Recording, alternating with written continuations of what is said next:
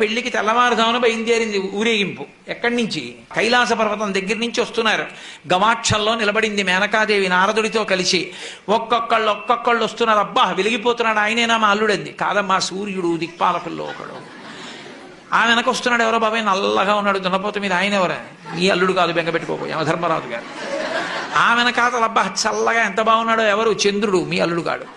ఈయనెవరోనయ్యో చాలా అందంగా ఉన్నాడు, ఎర్రగా ఉన్నాడు, కాంతులీనుతున్నాడు, బ్రహ్మగారు.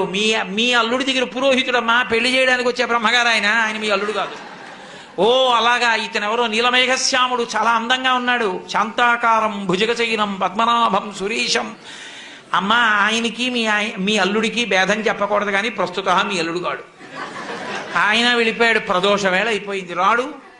వెడుతూనే ఉంది ఊరేగింపు. వస్తున్నారు మగపెళ్లివారు. అలా ఆఖరికి ఒక ఆయన వచ్చాడు. చుట్టూ భూతప్రేత పిశాచాలున్నాయి, ప్రమదగణాలున్నాయి, మధ్యలో దిగంబరంగా తాండవం చేస్తూ వస్తున్నాడు. అడగలేదు మేనకాదేవి ఆయన అల్లుడా అని. నారదుడే చెప్పాడు, ఆయనే మీ అల్లుడమ్మా అని మెట్లు దిగి వెళ్ళిపోయాడు.